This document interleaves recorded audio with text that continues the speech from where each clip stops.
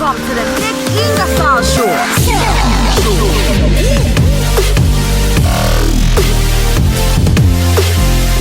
What's up, dude, brother? Thanks for coming on the show. Great setup. I love this. Thanks, dude. Yeah, I get a little intro music to start things off. Like official as hell. Yeah, right. Wait, are we allowed to cuss? Sorry. You're allowed to say whatever the fuck you want, okay, bro. good. Yeah, I jumped in with some HE double hockey sticks. Yeah. HE double hockey sticks. That a teacher in like third grade or something like that. Yeah. Would always say the HE double hockey sticks. Right. I didn't know what she was talking about at first because it's too young. Same. Really? Same, yeah. Weird. And back in the day, you couldn't Google stuff. Right. There's no Google. We're going to the library and like HE double hockey sticks. Right. You know what I mean? Librarian sitting there watching you like, what are you doing? Totally. I remember. No good. This is so funny because now my brother's girlfriend works at Google, and she's younger, so she might not remember all of the search engines. And so we're like literally we're rifling off different things. And I remember the reason I say this is because in middle school library, I used to go and like Lycos and Hotbot, and before like Google was the Google, you know, Dogpile, yeah, anything. Ask Jeeves, and I was in that game. Yeah, Alta Vista. Yes, man. Vista, what if it happened to? I would love to see sort of like, you walk into that office and you have the web, and of course, I think you're only a couple years older than me, but we both generally grew up with the internet, and like somehow you have these startups, right? And like the web 1.0 bubble and this big thing, and then somehow I wonder what it looked like inside of those offices when it was like, well, guys, dogpile.com search engine's just not working out. Right. I would totally like to know like the backstory and dive in, because they're not what they were today. No. I wonder if they pivoted. And they're not getting, the venture capital like they are today for just the thought of it. You know what I mean? And yeah, I'd be really interested. Yeah, I think and it's interesting to think now because I feel like the search engine of tomorrow might not be Google, right? I mean, it could be Amazon, YouTube, right? Like there's all these Twitter, different sorts of search engines that people go to first before going to Google now, which I think is somewhat fascinating. And I don't know what that means. No, what do you use? So if like you see something or hear something or want to like, what do you go to? I usually use Google unless it's something like a tutorial, like how to do something. Okay. Immediately go to YouTube. Okay. What about you? So if it's news or like trending, Twitter. Oh yeah. I go to Twitter and I see what's popping, what people are talking about it, and then most stuff business related, or if I'm more looking for a tutorial, I actually don't even go straight to YouTube. I'll go to Google first because they give you the 3 YouTube most suggested or whatever. Yeah. So yeah, Google or Twitter usually. Interesting. Yeah. Yeah. Google's doing a good job finally of integrating YouTube into their search. I don't know how it took them so long. I don't know either. For somebody who like their premise was like move fast and be creative, they were like slow on a lot. Like Google what the fuck was their search engine, or not search engine, their social thing that they just shut down? Google Plus. Yeah, Google Plus. Do you remember it was like invite only at first, and there was a lot of hype. I actually liked the way that it was laid out at first, like the UX, but like it didn't really catch on. Just didn't. Yeah, and like I really liked MySpace as a young kid, right? MySpace was awesome, and then Facebook came along. I'm like, don't like it. Yeah. And then Google Plus came along not that far after, and I was rooting for Google Plus to destroy them. Yeah, I was too. Didn't happen. No, I wonder really why. Like, because they pumped it, but I don't know. Yeah, it seemed a little weird. I think with social media platforms, generally speaking, I don't know if sort of an entrenched tech player that has other products and that sort of brand recognition in that way can play in those pools. Yeah. Like introducing Amazon's social media. Right. Know. Maybe people would use it. I feel like if there was an added bonus, like you get free groceries for the month or something. You know what I mean? Like, there's so many different plays now that they could, and they don't give a fuck if they're making money off of it right away. It's a Amazon. Great idea. We'll make money in 100 years is their kind of philosophy. Yeah, sign up for our social media platform. We'll give you $20 of free groceries. Exactly. That's a brilliant idea. I know, right? You need to go pitch that right now to Amazon if you're listening. Yeah. Did you see Amazon former wife of Jeff Bezos? Was it Mackenzie? Yeah, something like she. I saw the last thing I saw on her is that she donated a giant chunk of her change. Yeah. Yeah. I always love that. Probably for taxes, to be honest. Yeah, I love that. Like, whole, I'm going to give back $20 billion, but I'm worth $50 billion. Yeah. That's fucking nothing. I mean, it's great. It's great in theory. Yeah, great. Cool. But also what a lot of that is, and you see this oftentimes in people that maybe aren't as literate in taxes, they don't fully realize what it is. But when you come upon a sum of cash, the tax man comes a knocking on your door. He's coming anyways. Hey. Right. And instead of paying Uncle Sam when he's beating your door down, you can donate to some 501c3 and avoid paying the tax in that way, which, I kind of get in the sense of you never get a receipt for where your taxes go. Yeah. You're just kind of like, here's some money. Yeah. Hope you're doing good stuff. Yep. Whereas, if you have control to give it to a certain organization, I guess it makes sense. But yeah, that's an insane amount of money to just get from a dude you married. Yes. I mean, like, well, that was great. So, and I loved how, because like, I guess like watching like these shows on Netflix or like HBO, like give you a real, not necessarily, even though they're like House of Cards, or even like, I'm not big in politics, but it gives you an idea of like what happens in politics, right? I think like those shows give you an inside look of like what potentially happened in this scenario, right? Mackenzie wasn't on Twitter. That there was meeting upon meeting upon meeting, how they were going to go about this divorce. And it wasn't like, hey, let's get divorced, let's get our attorneys, let's sign the papers. It's, we're gajillionaires. How are we going to divvy this up? What's the PR strategy around it? It's not, you know what I mean? But totally. Like, I would have never, 5-7 years ago, before all these shows started popping up, I wouldn't have thought that way. But now that you get an inside look at some of these things and realize this was going on for months. This is a PR strategy. Definitely. Yeah. This was well planned in advance. Yeah. Totally. Maybe even a year ago. Yeah. Yeah. Well, when this goes down, we're going to give our money to insert charity here. Yep. Yeah, it had to be because, I think the whole like down spiral of like Jeff Bezos thing was around the Trump being elected and his involvement with Washington Post. So like that's all when, and then Trump, or allegedly, Trump's people came back and like found like that stuff, the text messages and stuff like that. And so it had to have been going on for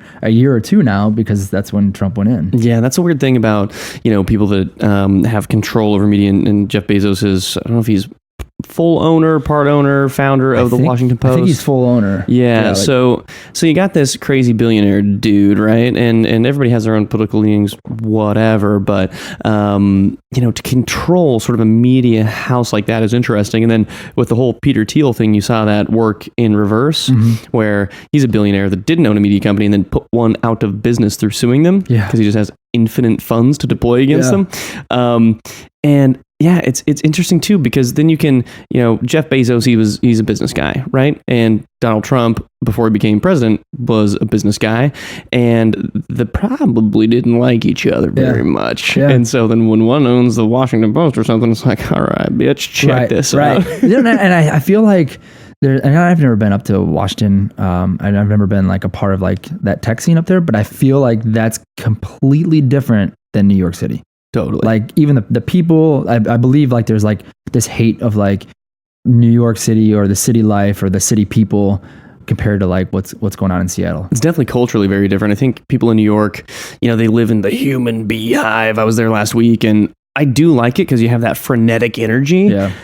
But at the same time, you're just living on top of each other. You're paying $3,000 for a closet to live in. Box, yeah. Yeah. And, it's weird because I have like this strange, like diametrically opposed desire of wanting to live in a big city and then also wanting to just live in the forest somewhere. I'm the same way. Really? Totally. And so I lived in Charlotte before I moved to LA.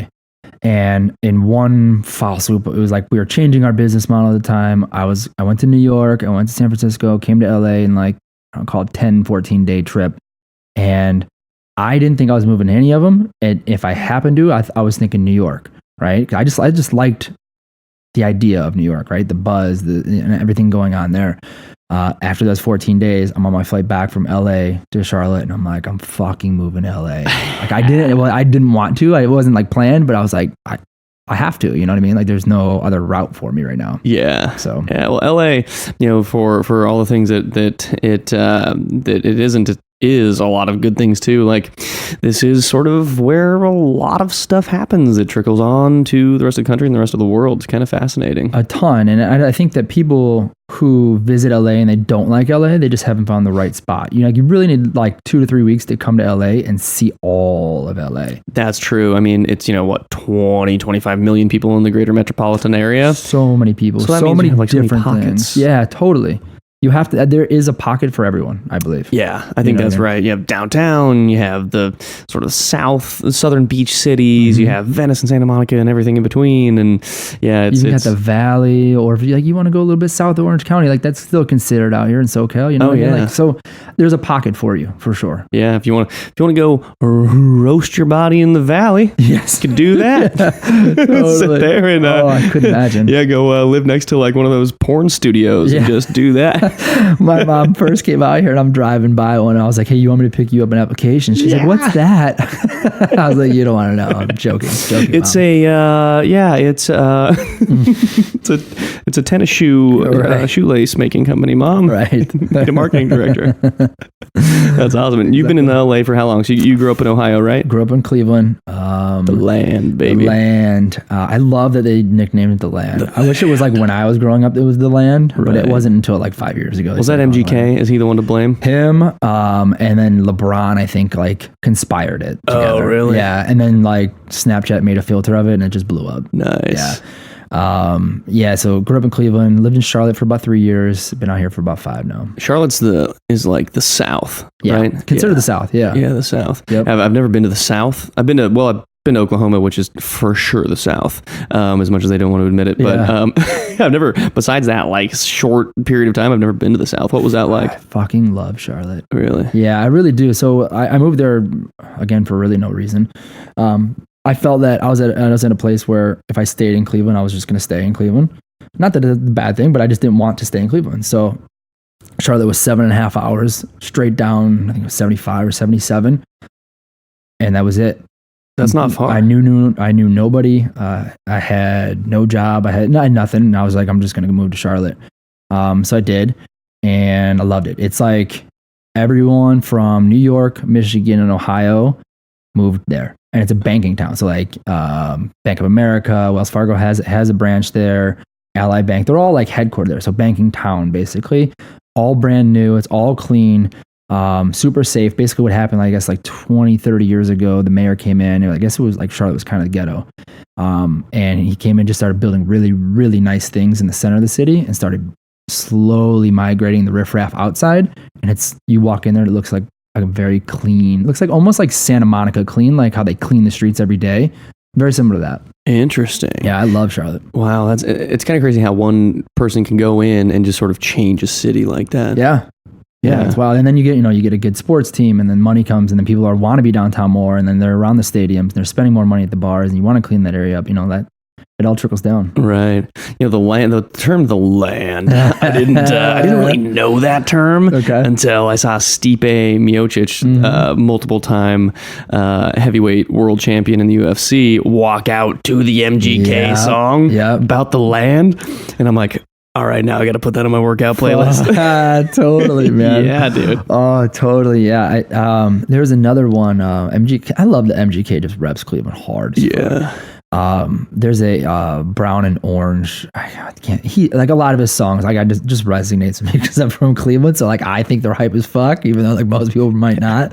But yeah, it's all about the Browns and like the Cavs and the Indians. Yeah. I don't watch football. The only sports that I watch are fighting sports.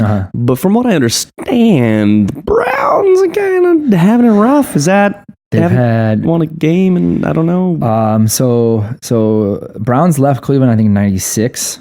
So like I'm like 10 years old when they leave, right? So I don't remember the Browns being like good. I remember growing up and watching them and like being a fan. And then they leave town, and I remember everyone's pissed, and like people are burning shit, and like hell's going down. Whoa! And then they come back in like 2000. Oh, it got bad. Like the owner was Art Modell.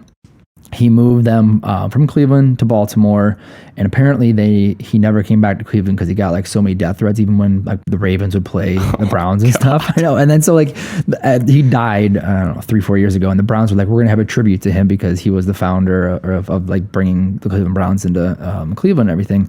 So we want to have a tribute during the Baltimore Ravens Browns game, and the family was like, no, we are not gonna fucking do that because we know the Cleveland Browns fans are gonna start throwing shit. People, so they shut down the whole tribute to their father or grandfather. By the way, if you're thinking about physically harming someone over football, you need to jump straight off a cliff and just get it over with right now. It's a different scene there for sure. Yeah, for sure. But yeah, no. So losing streak. So they came back 2000, losing streak ever since. I think they had one 500 season, but. This year is the year. Oh yeah. So every year the draft, which is in April, is usually like the peak of like Brown season. So we're like just excited who we're going to draft next because season's going to start and then we'll start losing games and then people start losing interest, right?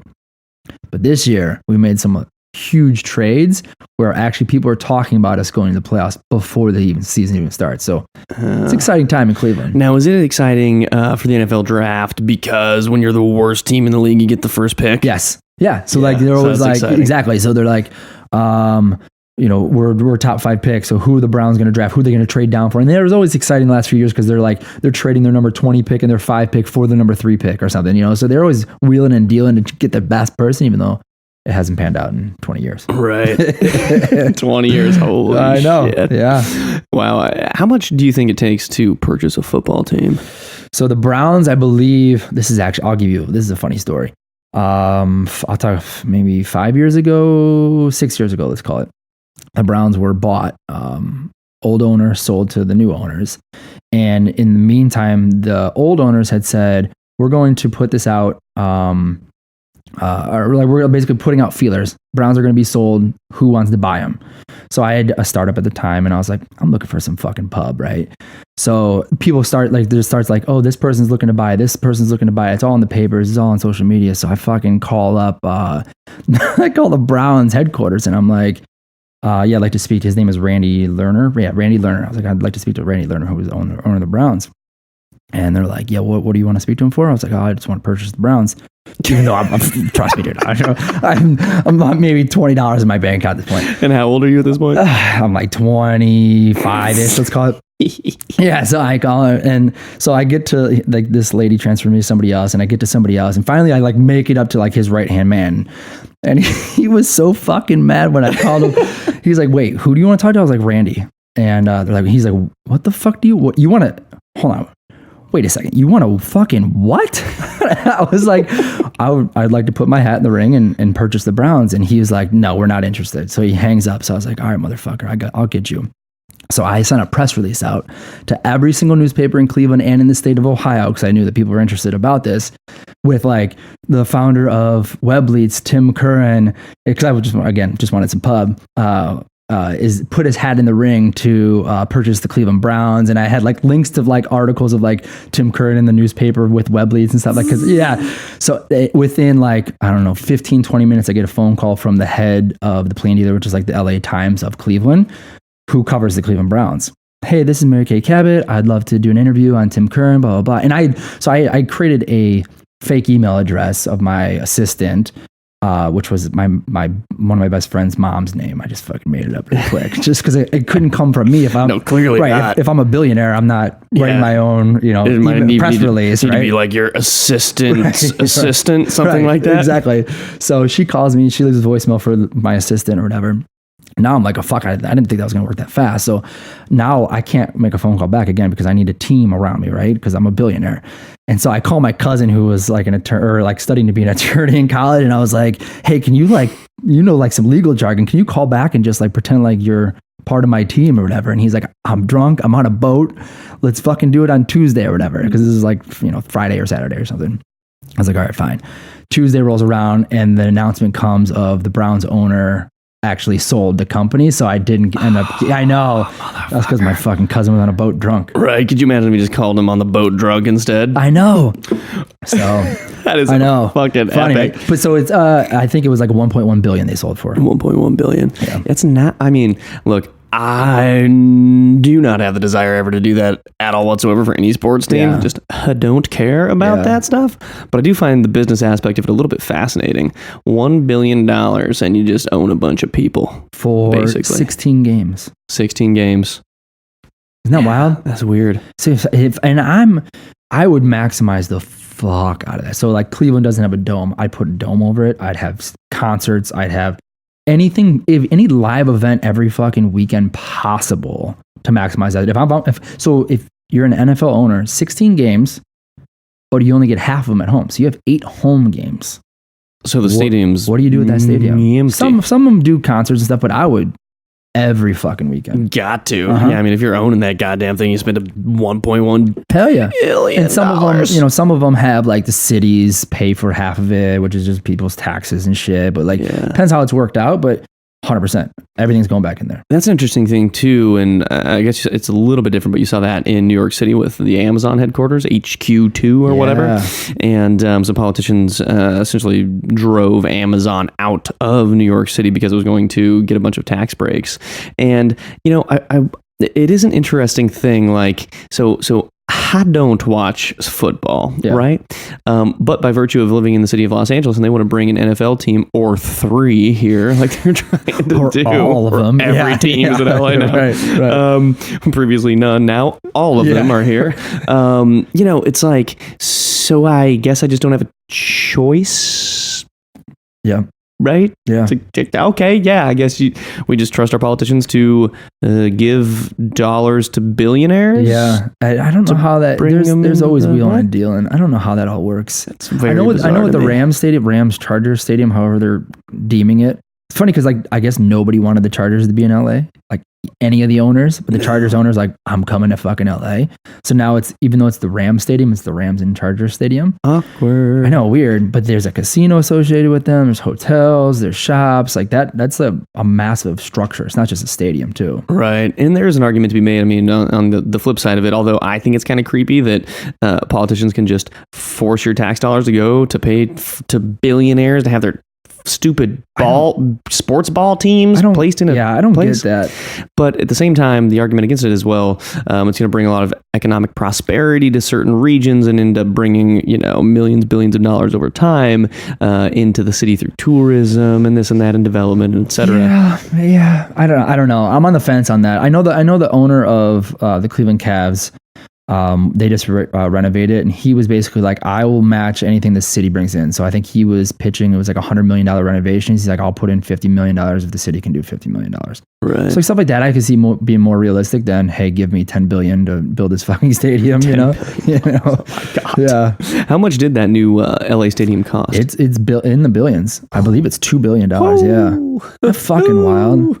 But think about the trickle down of that. So now they have that, which is the casino, hotels, shops, stadium, whatnot. They're going to use it for the Olympics.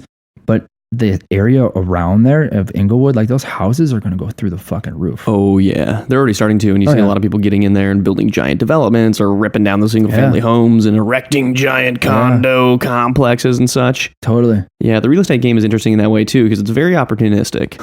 It's like, oh, there's a giant stadium going in. Well, let's get in and buy those. So in 10 years, they triplicate in value. And the Olympics are coming in 9 years. Let's buy up as much as we can. So we can rent them to fucking the Russian team. Right. You know what I mean? Totally. And actually with the Olympics, I didn't even know it was coming to LA in 9 years. That's how much I pay attention to the Olympics. Well, I mean, it's in fucking 9 years. Yeah, right. Yeah, 9 years. Probably won't even be here. I'm paying attention to like 3 weeks max in front of me. Right, seriously. Yeah, it's hard to see through all the fucking fog. You're just like, fighting the fog monsters every day. Totally. So with the Olympics, I think it is somewhat interesting how they pick the sports. Obviously, there's a lot of stupid fucking sports in there, curling and all this dumb shit. A speed walk. Get the fuck out of my face. Speed walk. I hope they have to speed walk down fucking Crenshaw or something. And just just feel so awkward. The Olympics should be speed walk through fucking Compton. Exactly as I'm saying. That's the fucking Crenshaw sport. Boulevard, baby. Yeah, that's the sport. Take you to Crenshaw and Slauson and see what you feel like after that. Right. But like MMA, is not a sport in the Olympics. And another weird thing about the Olympics is in boxing, only amateurs can box in the Olympics. But somehow in basketball, we just let the NBA play. Yeah, that is weird. Fuck? And so in the Olympics, how is boxing?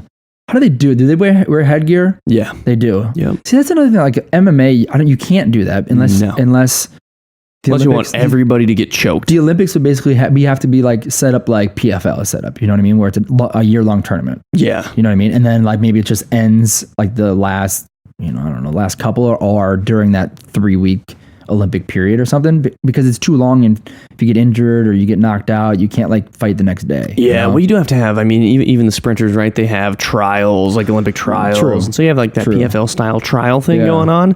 And then you can always do tournament style. I mean, back in the day, that was like what everybody did. Yeah, true. Yeah.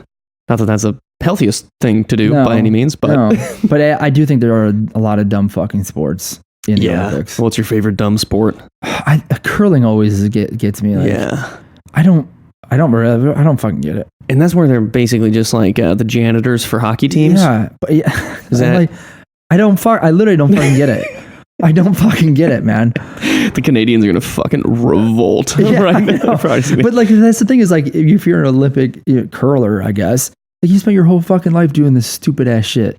Yeah, for that, 4 years of glory. I'm sure nobody gets paid in curling. No. Well, that's the other weird thing about the Olympics is they don't pay any of the athletes. Nobody gets paid, which is weird. I think I would equate them to like the NCAA, basically. Oh yeah, they're criminal organizations that both make slaves. They make billions and they get. But like NCAA in the Olympics on the record. Own slaves. That's what you're doing. It's fucking like, so the Olympics though, like these people literally give up their entire life to be the best in the world. And they represent your country, and some of them make fucking nothing. Yep. And then they're limited on what sponsors they can even potentially get, because, Nike owns apparel. So you can't have anybody. You can't, if I'm like an Under Armour athlete and Nike's the sponsor for the Olympics, I can't wear Under Armour cleats during the Olympics. Really? Yeah, like you can't do that because they have sponsorship deals. Damn. So I can't make my own money like I'm Bellator or something, Whoa. That's insane. Right? That is crazy. So it's like, oh, well, I'm playing tennis. I can't even wear my favorite shoes. Yeah, you're not even like an independent. What are they're not independent contractors, are they? Yeah, I mean they're not getting paid. They're not. Yeah, they get nothing. They're like they're hotels. volunteers. Yeah, they get their hotels and their flights paid for. They're like, you sign up for a beach cleanup. That's what they're doing. And I think they do have ambassadors that do pay though. Yeah, like your Michael Phelps, and who's also talked bad about the Olympics. He says they don't take care of them. Well, yeah, so the Olympics then, it's a private company. I think it's a non-profit. Right. Well, yeah, the way that not-for-profit businesses or non-profit businesses work is that you just take it. You can have $100 billion not-for-profit business, and then you just pay your 100 employees $1 billion each, and like, we didn't make a profit. Yep. We paid it all to our employees. Yep. That's how that works. People they see the nonprofit and they think, oh, it's a good thing. Not. And it's unfortunate too, because there's a lot of fucking shitty criminals and doing nonprofit stuff, but there are some really, really good companies that really want to do really, really good things. There's just bad stigma on them now. Of course, yeah. And I think for some of those, there's some sort of rating system where it's, X% of the total funds raised go towards their cause type of thing. Both the Olympics, apparently 0% go to the athletes. Totally. So totally. I wonder who the highest paid Olympic person is. Well, I'd say Usain Bolt, but he's not even United States. Yeah, but I mean, like it's probably just like the crotchety old dude that's just Oh, you mean like in the organization? Yeah, who's probably making 15 million plus a year. Yeah. And the city. So, do the cities then pay the Olympics to have them hosted? Is that how that bidding process works? I believe so. So, like, let's say they bid and they bid $50 million, which. Also, most cities lose money, and it's a terrible investment, and it's terrible for the economy. The only one that's been successful, I think there was one recently, but the only one other than that's been successful is Los Angeles, because the infrastructure is already built. It's like most cities have to build stadiums, but what do they do with the stadium after it's done? It becomes nothing.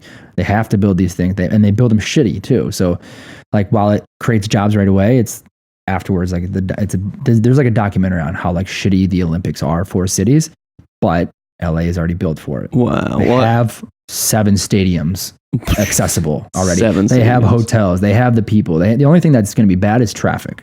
Right. Is the only thing, and hopefully there's some kind of train or tunnel in the next 10 years. Yeah, let's go, Elon. Yeah, seriously, he's our only hope. Elon is our only hope. Right, right. Seriously. Yeah. Whenever I hear anybody, I don't know Elon personally, but anytime I ever hear anybody talking shit about Elon, I'm just like, shut the fuck up. Right. Yeah. By the way, when we're sending people to Mars, you're the first to go. Yeah, right. We're sending you up You're there. the first dummy. Yeah. You're the first dumb one we're going to ship off into space. Let us know how it goes. Yeah, I don't know him either, but I just love that he just fucking does whatever he wants, and he's innovative as fuck, Yeah. Yeah, that's the thing too, is like oftentimes when people, especially when they're heads of publicly traded companies, which is significantly different than privately held companies in that you're public, like literally public, you have the SEC, you have all these filings and all the calls that you have, all your board meetings are tape recorded and all these bankers and all that shit. Yeah. But meanwhile, Elon's just like in the fucking Wild West, just fucking creating blowtorch rockets. Dude, he's the fucking Wyatt Earp. He doesn't give a fuck. Yeah, dude. But I feel like you need someone like that too. I do to too. Be in charge, Well, that's the thing is, if you're just a fucking manila envelope in a suit, you're not doing shit. Not taking a risk. You're not flying people to Mars. Yeah. Not blowing up asteroids, mining them. That. Yeah. I didn't even think about that. Yeah, dude. They're thinking about how to like store their cash in an offshore bank account in the Cayman Islands. Or they're creating month-long PR campaigns on a divorce. Not hate. That's true. That's true. Yeah, I feel like is Bezos' thing still the Blue Origin? Is that still going? I guess, yeah. Yeah, or is that just like trying to keep up? Yeah, I think that it's more of an afterthought. Like, let's start something, but you don't really hear much about it. Yeah, he's got money. He's probably just dumping in there for just. I guess we have $50 billion. You just need some play money. Yeah, what else? You can't throw it in the post. How many Lamborghinis can you own? Right. Probably not that many. What do you or jets or like just literally anything. Yeah. Literally. Yeah. And like things he can't buy, people are probably just throwing at him anyways. He doesn't need to spend money because they want him to come there. And yeah, that's one of the weird things that I've come to realize. And I grew up poor, and so like I intimately understand what it's like to be on that side of the spectrum of society and sort of, the people that you're around and sort of just the way in which you live life it's just so much different than I live life now. And when I think back to those times, which is the majority of my life, actually, it's like, man, it's such a different world than the Jeff Bezos is. And at the same time, what I've come to learn over the years is that when you reach some level of fame or success or notoriety or wealth, everybody's just giving you shit for free. And when you're on the other side of society, ain't nobody giving you anything. Yeah. Isn't that weird? Yeah, it's crazy. You might just food stamps. Yeah. Thanks. Yeah, right? But it's the most bizarre thing. Like, you become a celebrity or something and like you get everything for free, even though now you can pay for it. Yeah, it's one of the weirdest things. Yeah. And I guess that is one of sort of, and of course, I'm team capitalism all day, but I think that is probably one of the negative side effects of capitalism right there. Yeah, it's weird. My buddy was just in town this past weekend, and he was talking about, he's a coach at Mississippi State, coaches football, and he's now in Mississippi. He's never been in Mississippi. He's like, Mississippi's 20 years behind the rest of the United States. It's literally like, he's like, people don't think, they don't know, they just live in this small little like southern country bubble. Yeah. It's wild. Yeah. I mean, even where I grew up, it was a town of 5,000 people. I didn't even grow up in the town, but, it's very isolated. It's 4 hours from the nearest major airport. Damn. Yeah. And it's 4 hours. 4 hours, bro. I don't think I've literally ever lived with like further than 10 miles of an airport. Whoa. In any city that I lived in. That's beautiful. I know. I love it. I fucking love it. Even now, now I'm 2 miles from LAX. Yeah. You kind of have to be close to LAX, otherwise you're fucking take a nap sitting on the in freeway. a car. Yeah, for real. It's true. Yeah. How do we get MMA into the Olympics? So I know that when even UFC started, they took the different MMA component or different like Olympic games already. Took those like kind of key ones like the boxing or wrestling and Taekwondo. Yeah, they knew that those were already part of it. So like to go through little hurdles as possible, they selected those specific ones and combined that into like what their MMA was going to be. So I feel like that's already step one of like getting in the Olympics. You know what I mean? Like it already entails like a piece of all these other ones. Right. I feel like jiu-jitsu, we got to get that in the Olympics. Henner, come on, bro. Yeah. Let's do this. No, seriously. And then MMA too.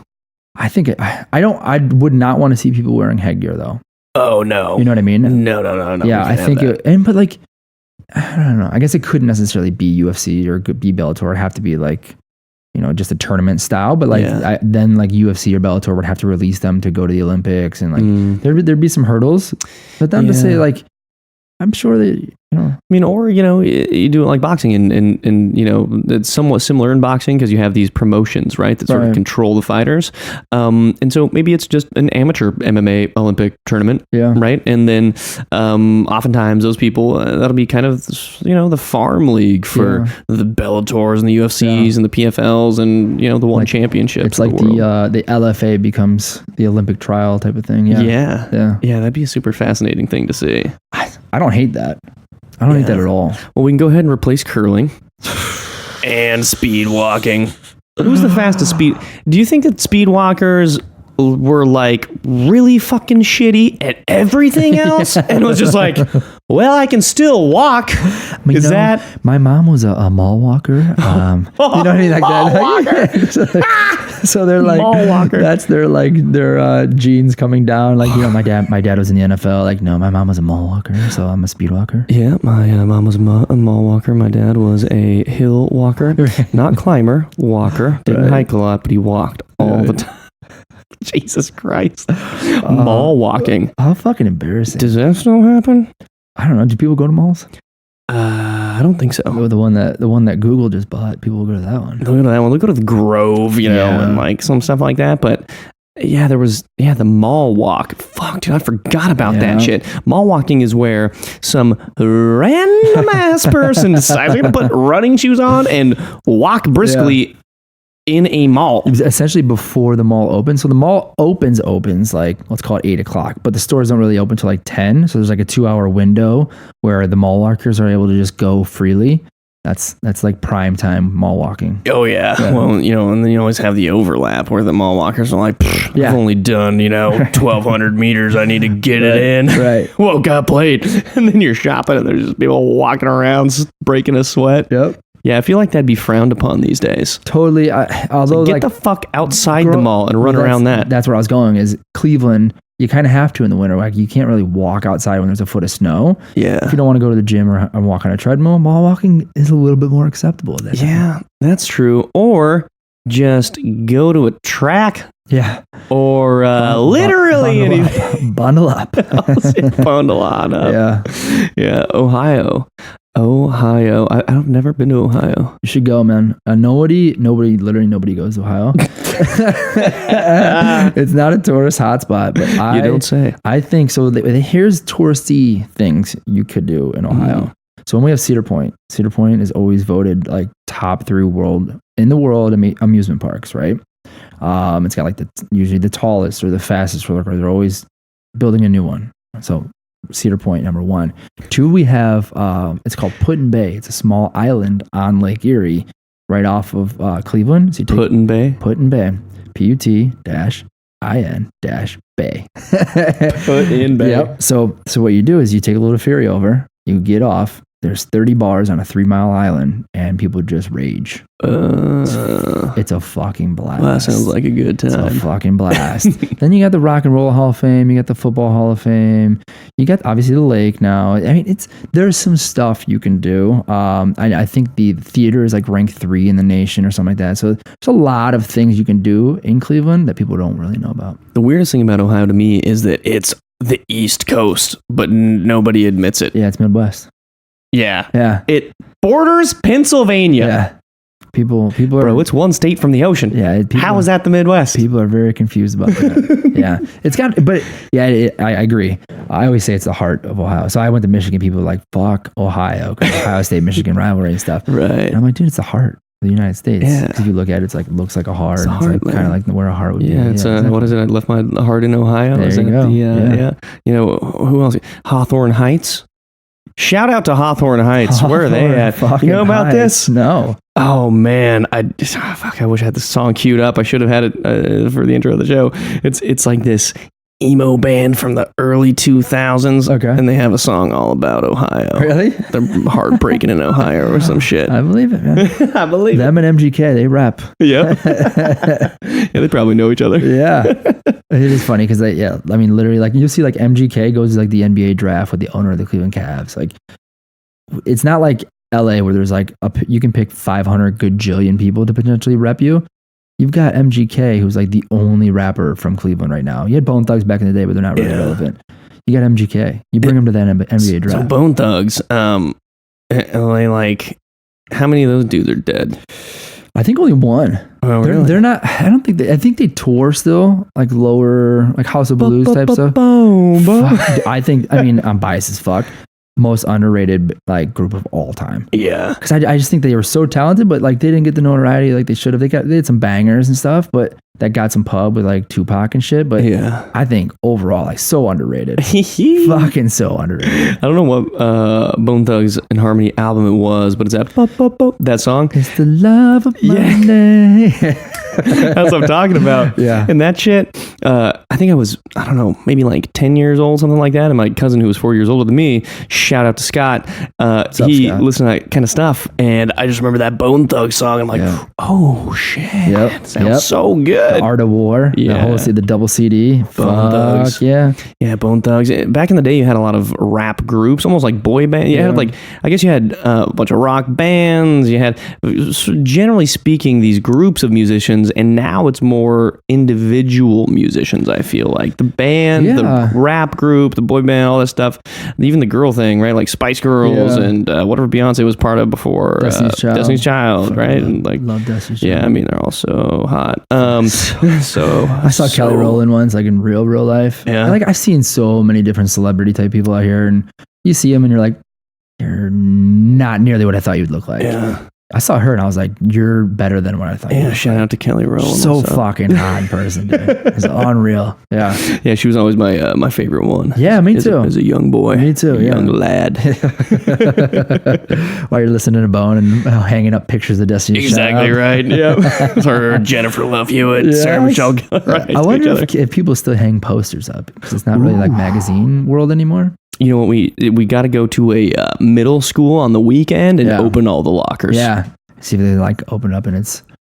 I bet there's I something like there. Michael Jordan. I love Michael Jordan. I had Michael Jordan posters. Yeah. And fucking like any Sports Illustrated possible hanging up. Yeah, I had a bunch of demonic like drawings that I would make, and then a bunch of like death metal bands and shit. And then, well, I can't remember which professor it was, teacher rather, that saw me open my locker and like looked inside, and got sent straight to the principal's office. We need to chat. That's hilarious. Yeah, what's wrong with this kid? Right. And how many people went to your high school? You probably like 15 kids in your graduating class. Mine was a little bigger than that. My parents, I think their graduating class was like 14 or 15 people total. And then my graduating class was under 100. So Under 100 is small. not terrible, but like 14 people. Like, Yeah. Could you Shout imagine- out to Minutair, Nebraska. yeah, definitely shout out. Could you imagine like prom? Like, what if there's like 10 dudes and 4 chicks in that grade? Then you fuck. Not going to prom. Yeah. What do you do? Totally. It's like those 4 chicks are like, I'm golden. I got the pick of whatever I want. Right. Better start driving around Right. to all the Those- 200-person towns trying to pick up a thottie. Exactly. Take him to the Who else? prom. Hey, are you going to your prom? No? All right, you're with me. Yeah, you just start going to like recent graduate. Like, what year did you graduate? Oh, you're 23? Fuck it. Yeah. It's just close enough. You look 17, get in the car. Yeah. What else am I going to do? Yeah. prom. Yeah, high school is a strange thing. How many people were in your high school? I think I had like 250 graduating class. 250 ish. Yeah. Yeah. Was that a public, private high school? Public. Yeah. It's not like it is here. Like you grow up in a town, you're going to that high Exactly. school. Here, you grow up in a town, you might not even go near that high school. Right. You know what I mean? Yeah, totally. So yeah, and I lived there since I was 3, so I knew everyone. I went to school through the same school, through the same people. It was what I was, kind of my path. You know what I mean? So I knew what I was getting into. Yeah, I didn't even know, and this is sort of what you were talking about, how your Mississippi, your buddy's at, coaching football. In a very similar way, I didn't even know the difference between public and private high schools at all. Is that right? Because there were only public schools. There was no private. What the fuck is that? Nobody knew what that was. Yeah. Until I was 18, I moved to Sacramento, California. I started dating this girl that did go to a private high school. And then I realized why that is. And that is because when you're living in like rural poverty like I was, it's like it's definitely fucked up and whatever, but it's not as densely populated. And then when I moved to urban poverty, then you have just more people that are desperate and in despair and also co-conspiring to fuck shit up. And so it just amplifies that effect that much more. And then when you have a public school there, and then you also have a neighborhood that's not as bad, somewhat close to that neighborhood, and then everyone has to go to that public school. That's why private high schools exist. Right. I had no idea about that concept until I moved to California. They're not very common in Cleveland. They started to become like later on, but yeah, like I couldn't tell you one person that I knew growing up went to a private school. Really? Yeah. Interesting. It's all and that's public. in the city. Yeah. Well, I mean, listen, I'm like 20 minutes outside of Cleveland. Well, I mean, more city than I fucking know. Right. We had stoplights. Big city where I come from, bro. Yeah. I had stoplights. Check.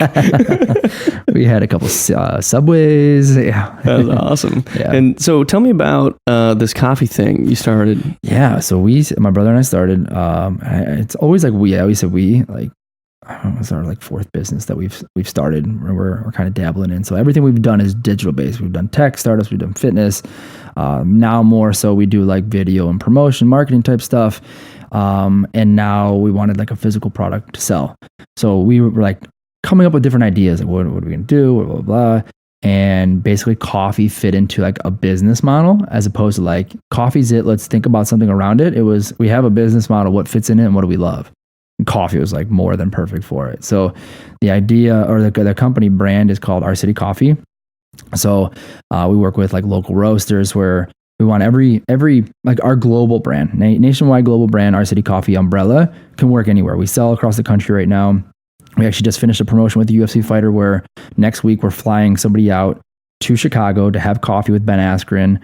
Then they get to go to the UFC fight in Chicago after that, and kind of a full experience, kind of all paid for. So that was our first like promotion with somebody, which was really cool. So that's like our umbrella can do that. And then like that person gets coffee and whole ordeal. When we go down to like more of like the local status is where we really want to harness the passion of like local communities. So Our City Coffee Los Angeles is roasted in Los Angeles. We give back to Los Angeles. New York will be the same thing. Chicago, San Francisco, all these different markets will be the same exact thing. Roasted locally, give back locally, local promotions, local events, local support. That's smart. Yeah. Going hyper local. That's Super a super local. smart idea. Yeah, thank you. It's also a smart idea in that, I think that a lot of times when people are creating businesses or thinking about, what kind of business can I create?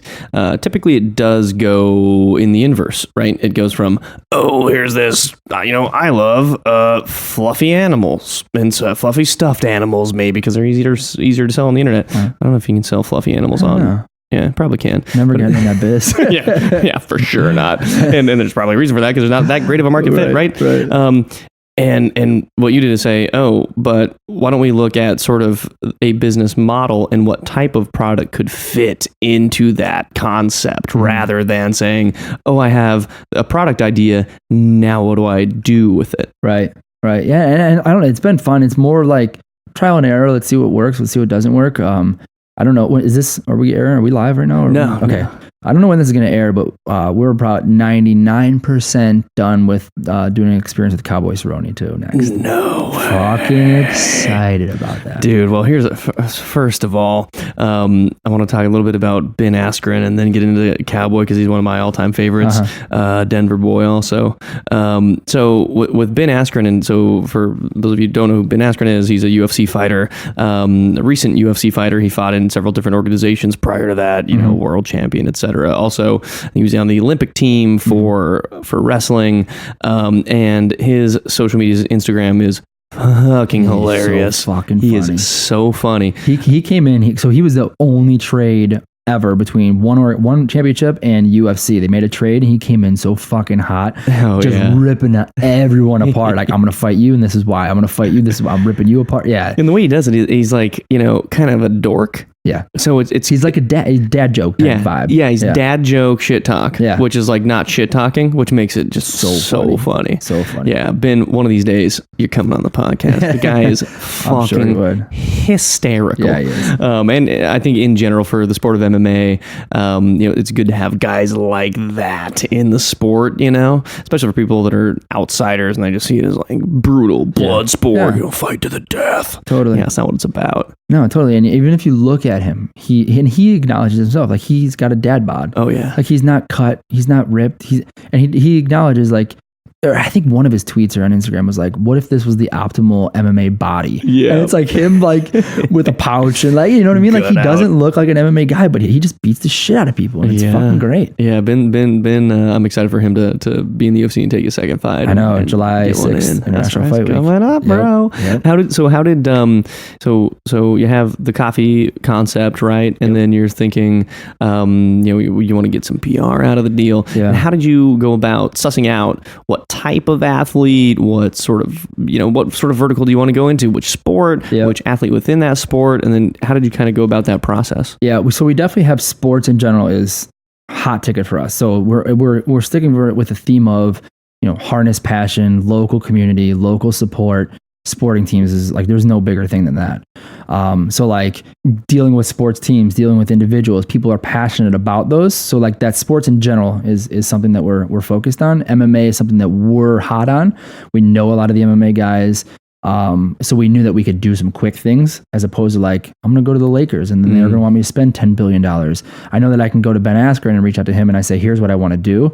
And something could happen within an instant. I want to say from first touch to him to contract to first like social post, maybe 10 days. Wow. Because we knew exactly what we wanted and we knew that he was a fit and like we know him. So we didn't come in with like something blind. We have specific examples. He already does like a boom roast where he roasts people. Boom, roasted. Exactly. Super fitting Dylan. with coffee, right? Yeah. So like we knew what we wanted to do. He loved it. We sent him some coffee. He loved the fucking coffee. We said, let's do it. And we ran with it.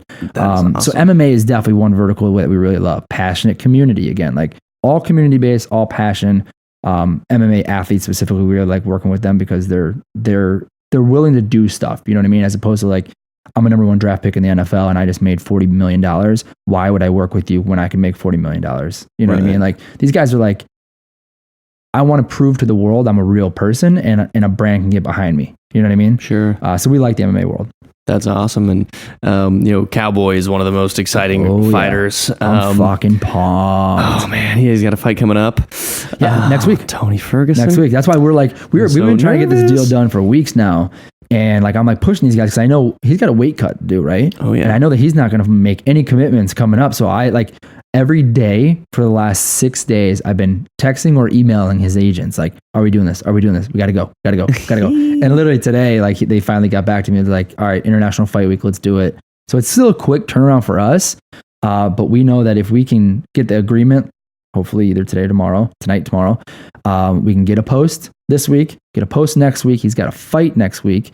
So all the hype is going to be around him. Hopefully he wins. If he doesn't win, Cowboys always got hype around him and he's always willing to do shit. He's just that kind of guy.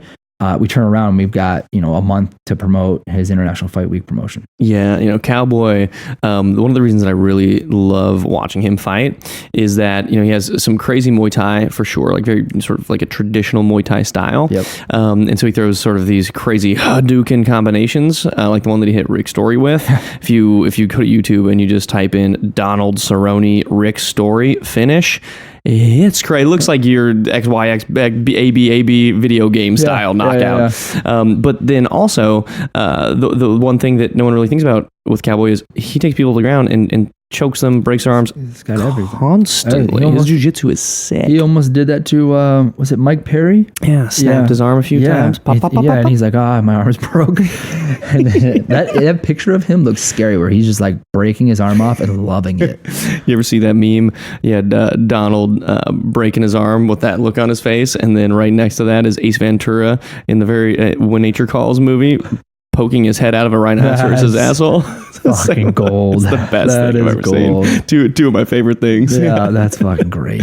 And so when you're sort of looking for this influencer style of marketing, then is that something where you're saying, okay, I want to structure a deal, it's a paid X amount of posts, right? And with an experience, that type of thing? Or how do you think about structuring things like that when you're trying to promote something for a business? It's case by case. And we know that so the Ben Askren thing, like we like that model, but it's not going to work for everybody. Right. Cowboy Cerrone is a little bit different, but we're doing a similar type of thing where you can go, you're not going to go to like Las Vegas and go to the fight and sit front row, but you get to go to International Fight Week and you get to have coffee with Cowboy Cerrone on his boat in Las Vegas and have like an experience July 4th weekend with fucking Cowboy. I mean, that's more Cowboy than anything, you know what I mean? Oh, yeah. Cowboy doesn't want to sit down and go to like have a steak dinner with you. He wants you to fucking go on his boat and fucking hang out or ride a fucking horse. You know what I mean? That's Cowboy. Yeah. Cowboy Cerrone is going to be on a fucking wakeboard with a Budweiser in his hand. And that's actually one thing we've discussed is Cowboy and his agent is like, what you see is what you get. So like he might ask the guy to like drink and be on a kiteboard.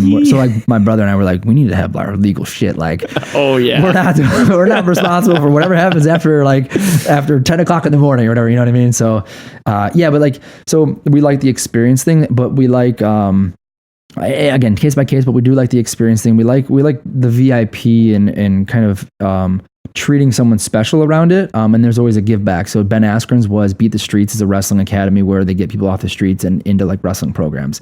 So we donated the proceeds for that. Cowboys, we're waiting to hear back what his proceeds are, but there's always has to be, whether it's you're buying our beans or taking part of the experience or whatever it is, there's some kind of charity give back. That's awesome. That's a really cool model. And how do you measure your success with a program like that? Is it just the total amount of people who interact with it, enter it? Is it lead gen? Is it sort of likes, engagement, et cetera, on posts? How do you sort of suss that out when you're looking post-mortem and trying to optimize for the future campaigns? Yeah, I think, one exposure for us, because it was our first promotion, was a win. We knew Ben Askren, we already knew what his engagement was because you could look at his social media, he's got engagement to the fucking roof. So we knew we were going to get eyeballs and we were going to get something out of it, right? No matter what we spent. I think that the win there was already, because nobody knows who we are because we just launched, right?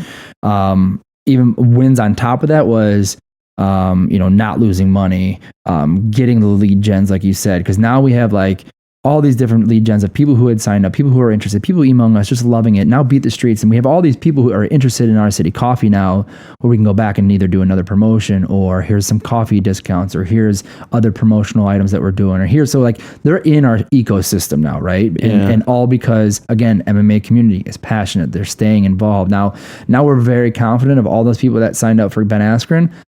A good majority of them are going to jump on board for Cowboy or share it or be passionate about it. Right. Yeah, that's a super smart idea in that, you sort of, when you're brand new, no one knows about you. And so you have to do something, right? It's growth hacking. You can use a lot of black hat tactics. Mm-hmm. Maybe it's SEO, maybe it's influencer marketing, but you have to have one or two big things that you can do to get that initial push. Yeah. Yeah. And it's got to be like, we're not in like the PR world where I'm going to send a press release out and kind of cross my fingers, or hire a PR agency for like 10 grand a month. Are they trying to sell the Chargers? Right. So, trust me, I'm ears to the ground on any of that kind of movement.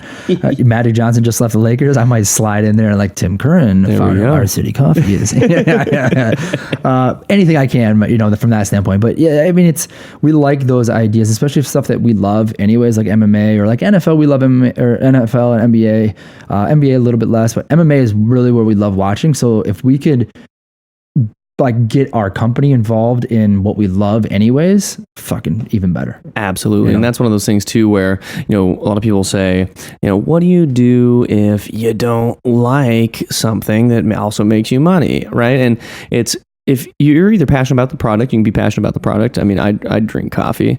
So if I had a coffee company, it's like, yeah, of course I'd be passionate about coffee because I drink the shit. Yeah. Which probably, most people do. Probably a little too much, to be honest with you. Well, do you drink it black? Oh, yeah. Yeah. And then too much is Yeah. It's when you're throwing the other shit into it is when it's like too much. Oh, yeah. A bunch of sugar and cream and stuff. Yeah. You know what I do sometimes, though, bro? What? I fuck with the Rockstar. Do you? Sugar-free. You're still in the Rockstar game, huh? It's fucked up. It's one of my only vices. I don't hate it. I would probably, like, I don't know where I was recently. I saw a Red Bull and I was like, kind of sounds refreshing. Kind of like a Coke sounds refreshing every now and then. But like, I don't know. Call it 18 months, 2 years since last time I had like an energy drink. Really? If not more. Congratulations. Yeah. Because like once you get out of the game, like you go back and like one of them's bad. Just like fast food. You get out of fast food and you try like a Big Mac. You're like, oh, that's fucked. My body's fucked right now. I cannot eat fast food. Yeah. Once you get the occasional In-N-Out. Let's be honest. Or if you're drunk. Yeah. Drunk In-N-Out. 1:30 right before they close. Right. Your body's fucked anyways. Yeah, exactly. Poisoning it. Right.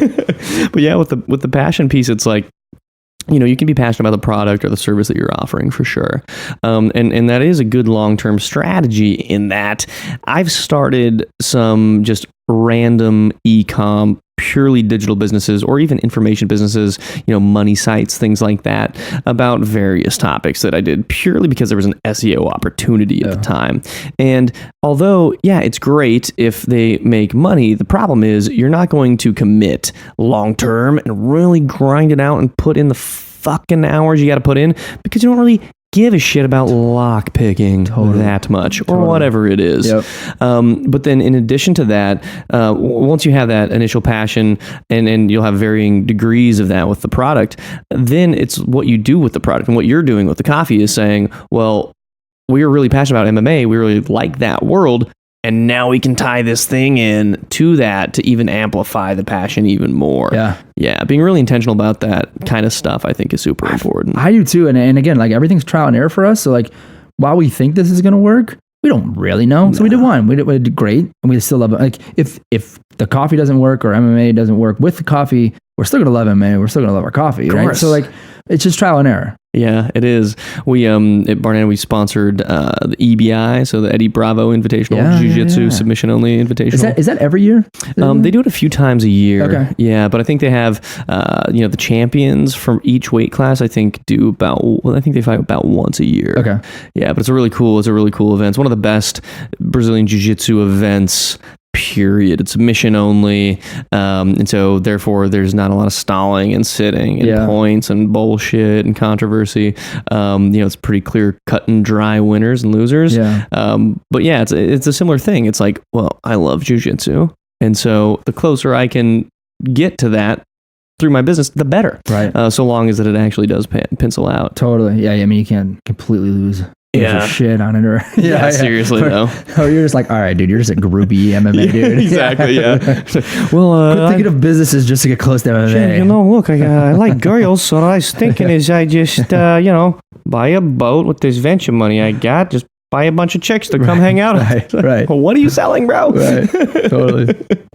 Yeah, that's fascinating. Cowboy Cerrone, Askren Coffee. I'm fucking pumped about it, man. You got the media company going on. Yeah. There's a lot of shit going on. You also have a podcast that I was just on called Business and BS. Business and BS. Yeah. Yep. Are you allowed to say bullshit on iTunes on the title or no? Probably not. No, BS. That's why it's BS. Got it. Yeah. Which is fine with us. Yeah, I mean, people don't know what the fuck BS is. Yeah. You know what I mean? I would hope so. Yeah. So we actually got it. So one of the first episodes was flagged because we didn't have explicit language too listed on like the iTunes. So yeah, all mine will have a nice little explicit disclaimer next to them. We got red flagged. No so shit. Get that shit down. So what happened? Did they They don't even tell you. They don't even tell you. Oh really? You just can't search it, and then like you have to realize, oh, that's why. Yeah, it's kind of fucked up. I know. It's brutal, dude. Yeah, right. I know. Yeah, it's the ghost of Steve Jobs past, just ripping your shit down. Fucked up. What sort of things have you learned through the media company and doing the podcast and things like that? Sort of, what is the keys to success there and sort of just maintaining consistency? I think that's the key.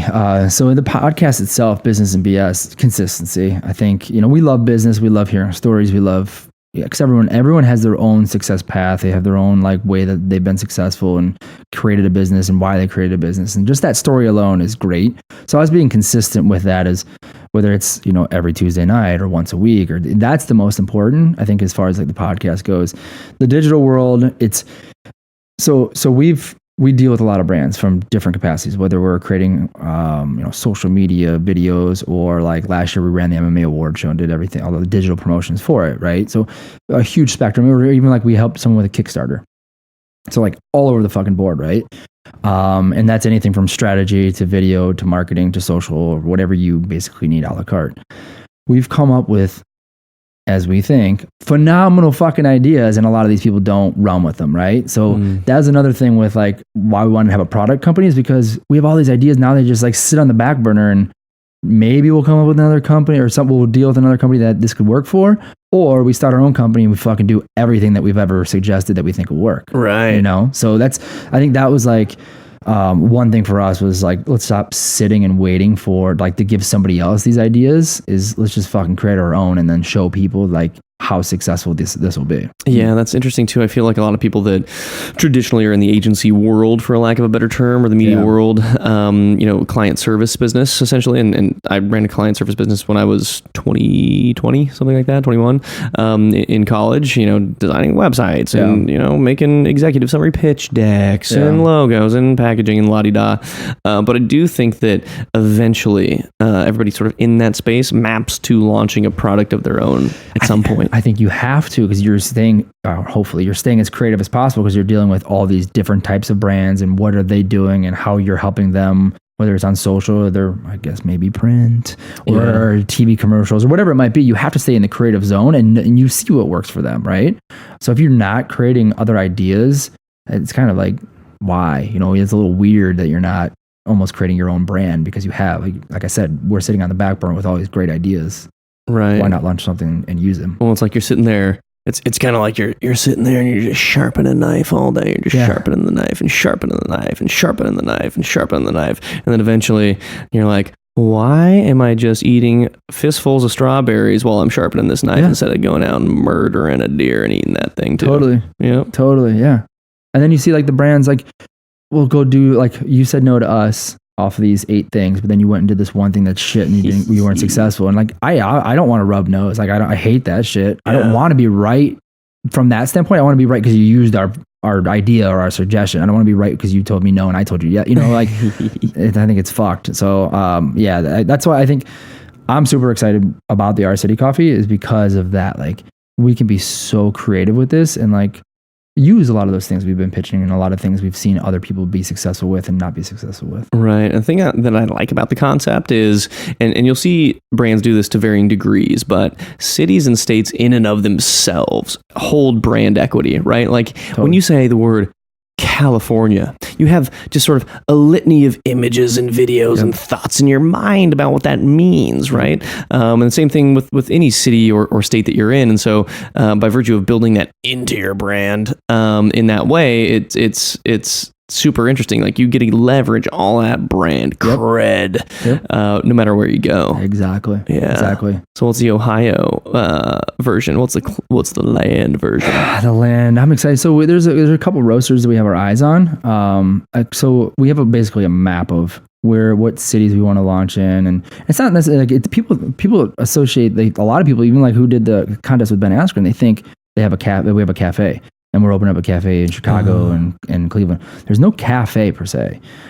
We always work with these roasters in these different cities, so we keep the overhead as low as possible, so I don't have to go out and now I have real estate, now I have rent there, now I have to go buy the roasting machines, hundreds of thousands of dollars. And you know what I mean? Like all these costs where I can have a mutually beneficial partnership with these roasters.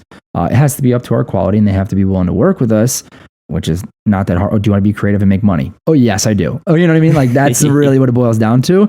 But Cleveland is, we have a lot of ties in Cleveland.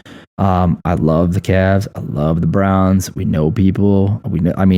There's some creative shit that we can do in Cleveland. So going back to the map of, we've got probably 5 on our list of places that will kind of open in, I say, soon, and Cleveland's one of them. That's awesome. Actually, I can't believe I haven't asked you this before, even off air, but do you know Cleveland Kraut? No.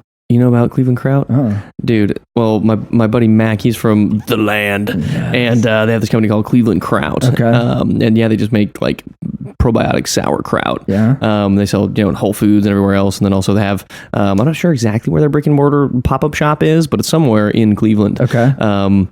But yeah, I was just wondering because no, I've never heard of it.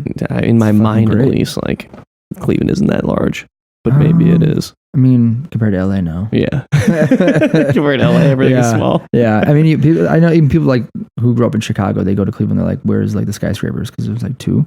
Oh. But Cleveland's very spread out. So I don't know this for a fact. I'm just going to spit this out. Hopefully you don't fact check me. Is Cleveland has more waterfront property than Chicago. So it's spread out. Right. You know what I mean? You got the Great Lakes, right? Right on Lake Erie. Goes up to like, Detroit area, Windsor, Canada, and then all the way to the other side is, you got Buffalo and up towards Toronto area up there. I don't know how, but why is Canada a country? I don't fucking know. Like, no disrespect to Canada, but all I'm saying is there's like 3.5 cities, and 30 million people, smaller than the state of California, and the U.S. just never took it over. Yeah, I wonder why. And all the cities are right on the border of the U.S. Yeah. By the way. Yeah, I wonder why not. I don't know. The French, man. Yeah, French held them off. Yeah. I feel like they're just riding moose up there, shooting, grizzly bears with bow and arrows. Is what they're doing in Canada. Fucking French. Well, I guess, not the French in Vancouver, though. Yeah, it's only in Montreal. Yeah, Montreal, Toronto area. Like, yeah, so I don't know. I have a ton of friends from Canada. They're going to listen to this and be like, dude, come on, we're real fucking... No, they're too nice to say that. Yeah, that's true. That sounds a great point, actually. If you're going to make fun of any country, it should be Canada because they're too nice to roast you. My buddy's from Toronto, and he's the fucking nicest guy in the world. But yeah, he completely backs like all of like the what people think about Canadians. He is the Canadian stereotype. Totally. No, stereotype. That's the word I was looking for. Yes. So I have to ask you about Cowboy and Tony. So Cowboy Cerrone, Tony Ferguson. Mm-hmm. They're fighting. What date is that? June 8th. Ooh, next Saturday. Saturday in Chicago. This podcast will probably not have aired by that time, but it'll be very close. How do you see the fight going? Because then everybody's going to listen to this in retrospect and see how wrong how right or wrong we were. Yep. Cowboy I'm going with. Yeah. I think Cowboy's hot as fuck right now. I see what the fuck's his name? Tony Ferguson. Ferguson's the last name I was looking for. I actually went to Grand Valley, where I went to Grand Valley as well. What? I think he's coming off of like he fought one time in like 18 months now. Yeah, it's been 20 a while. months. And even that time it was a quick turnaround because he had a knee injury and he flipped that around. Most people think it was like too quick. Even though he won the fight, but now he has like some mental problems and some personal problems. I just don't think he's going to be there and Cowboy's on a fucking tear. Cowboy's looked the best that he's ever looked. I He agree. knows, I guarantee there was, because Cowboy just fought. This is like his 6th fight or 4th fight in 6 months or something like that. Yeah, so Cowboy Cerrone, he fights like every 3 to 5 weeks. He'll take a fucking fight. Yeah. So here's how the conversation I think went. Dana White called him up. They needed some more pub for Chicago and said, hey, do you want to fight in, let's call it 8-10 weeks? Because he just fought. And he goes, is it for a belt? No. Okay. How much money are you going to pay me? I'll pay you X amount more. Okay. Do I get a belt shot after that? Yes. So I guarantee. So now, not only is he making more money, but he knows he's getting a shot at the belt after this, and he's just fucking hungry, man. Yeah. So I think Cowboy's gonna win. I don't think it's gonna go to the distance. Yeah, I think he gets it done. Yeah. KO. And I like Ferguson a lot. Yeah, same. And I hope it isn't. I hope it's not a KO. I hope it's not a bad loss either. Yeah. Submission. I'm cool with that or something like that. But I also, for selfish reasons, is the hype of Cowboy because he knows he's going to get the belt shot for our own promotion. That's going to be going on at the same time. Of course. So, Yeah, of course. Yeah, I'm definitely going to be rooting for Cowboy. Yeah, I'm a massive Cowboy fan, so I'm always rooting for Cowboy no matter what. Yeah. I would love to see it go to the ground, and Tony's jiu-jitsu is sick. He's got some crazy Darce chokes. Crazy, yeah. I do a lot of rubber guard in my jiu-jitsu game, and Tony's great at the rubber guard. I would love to see a high-level grappling match out of those two. Yeah, I wouldn't hate that either. Oh, love to see that. Yeah. But I'm probably gonna put my money on Cowboy. Likewise. Yeah. Likewise. That's fucking dope. Yeah. Awesome. I'm just hoping the only thing I think downside on Cowboy is he does have the weight cut now, and it's back to back now, and he hasn't done a back to back because it's a 155 they're fighting. Correct, and he hadn't done back to, because remember he went up to 170 for a little bit. Now he's back at 155. Now he's on a tear. He won like 4 in a row, but he's had a little bit of time in between. Now it's like 8 weeks back to back training camps. Let's cut the weight again. So that's the only downside I see, but listen, it's Cowboy. He knows he's fighting for a belt. Yeah, the good news at least is that there's 2 parts of the weight cut, right? There's the one of like a lot of people when they're not in camp, they just eat a lot and don't work out and they get fat, right? And so you have to work all that off in camp, and then you have the water weight cut. Sure. So at least he doesn't have that first part to worry about. Right. I would imagine. Right. Yeah. He probably just got to like maintain and then water cut. Yeah, as long as he's not like riding bulls. Yeah, no. I hope he's just like, listen, Cowboy, whatever the fuck you do, man, just take it easy for the next couple of weeks. Yeah. Let's get our promotion off the ground. Exactly. Let's get the fight with Tony in. Let's not ride any fucking rhinoceroses, wherever the fuck you're doing. I know. Pat and I were like, dude, he's going to offer us to like go out like on his boat too, and like we're going to be fucking breaking arms and shit too. Yeah, probably. Which I'm okay with, as long as the guy or girl who wins doesn't break her arm or his arm and sue us. Yeah. I'd rather my arm be broken. Just make sure you got that death waiver signed, bro. You'll be fine. I'm like, Cowboy, this is all on you. Right. Where's your agent? Bring your fucking agent in right now. The agent's going to be on the boat. Yeah, for sure. She's going to be like the safety crew with a... I'm waiting for Cowboy to like, he's got his coffee, he's doing the meet and greet and be like, here's a Budweiser. Yep. 100%. Totally, man. We'll see though. That's awesome, man. Well, thanks so much for coming on, dude. Yeah, I appreciate it. This is awesome. Appreciate it. We'll definitely have to run it back too. 100%. Love to have you back on, and tell everybody where they can get the coffee, and plug anything else you'd like, man. Yeah, so ourcitycoffee.com is our website, or any social is Our City Coffee. Curran Media Co. on social, Curran Media Co. Anything on like Twitter, Instagram, or Facebook, holla at us. Boom, holler at your boy. Holla at your BZ, man. Thanks, dude. Appreciate it. Thank you so much for listening. Please subscribe and leave a 5-star review for the show. It would mean a lot to me if you would. It really would. Really would. So thank you in advance for that. Also, thank you to Tim. It was a great conversation. I really enjoyed it. And get some of that Our City Coffee. And until next time, I will chat at you again, bitches. Peace.